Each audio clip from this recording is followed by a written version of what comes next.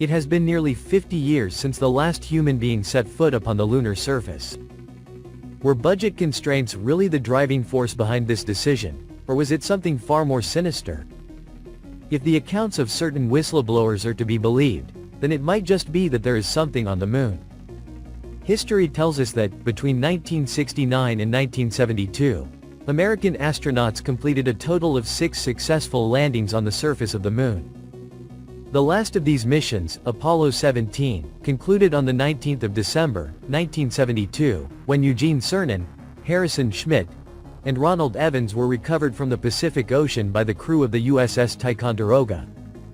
But despite a further 3 Apollo missions having been planned to follow, no other manned expedition from any nation has since taken place.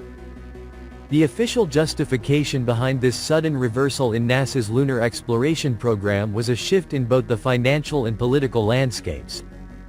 At the height of the Cold War, America's victory in the space race, being the first major power to achieve a successful manned landing, provided Richard Nixon with the prestige and propaganda he needed over his Soviet rivals. But the overall costs of the program had rocketed from an initial estimate of $7 billion to well over $20 billion, and this huge expenditure proved difficult to maintain. The technology available at the time only allowed for a period of mere hours on the moon's surface on each occasion, and with no natural resources or significant scientific material forthcoming from the first few trips, NASA found it impossible to secure the funding needed to carry out what remained of their program. With the landmark victory now achieved by the Western powers, Russia's passion for space exploration also cooled, and as subsequent missile treaties limited any further advancement in the field, dreams of a lunar colony were slowly relegated to the pages of science fiction.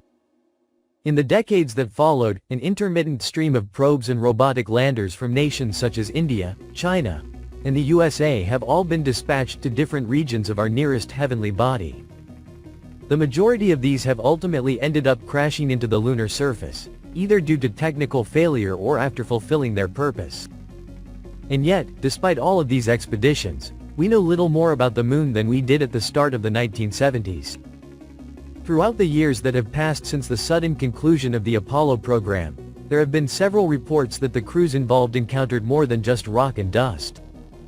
Stories of strange tracks observed on the ground near landing zones, mysterious objects seen floating in the sky, and imposing alien structures glimpsed far off in the distance have all emerged.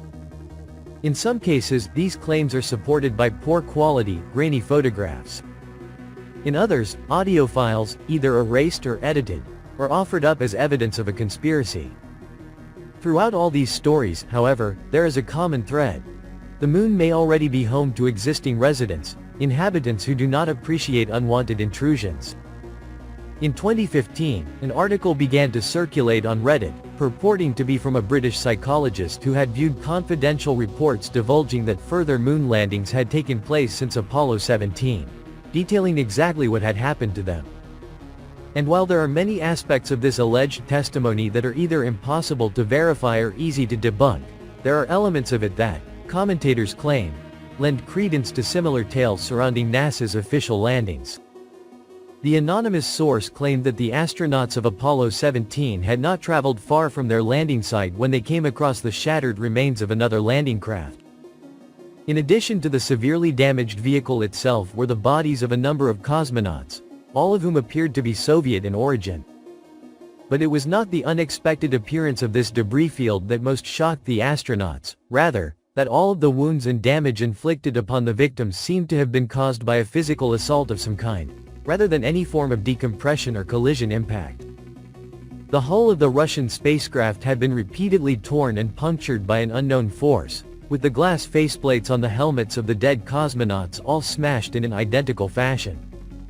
The American crew immediately returned to their lander and requested permission to lift off again, only to be told they had to remain on the ground for several more hours due to technical issues. During this time, they sent increasingly panicked radio transmissions, claiming they could see shadowy figures moving around on the hills outside, gradually making their way closer to the module.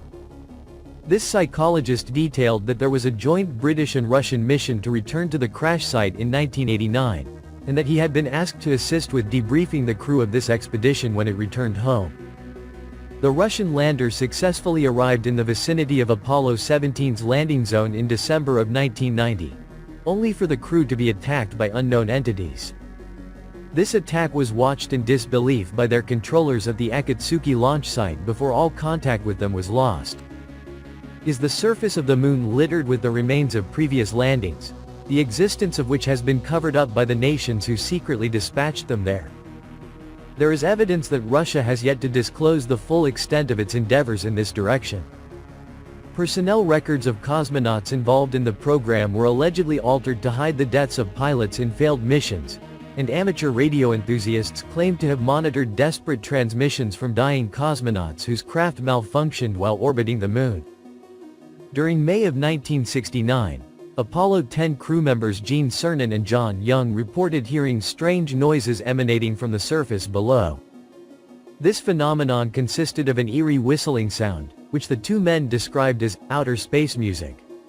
Their controllers were at a loss to explain what the astronauts were hearing, and it was only in later years that the incident was attributed to feedback generated between VHF transmitters situated in different parts of their spacecraft. Another strange tale surfaced after the conclusion of the Apollo 15 mission in July of 1971.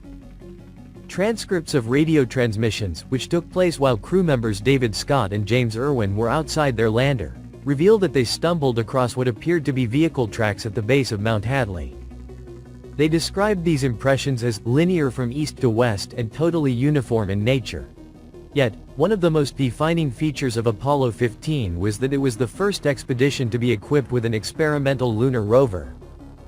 It is, however, the claims that the crew of the iconic Apollo 11 mission reported multiple sightings of unidentified spacecraft and structures on the moon that have most captured the imagination of conspiracy theorists.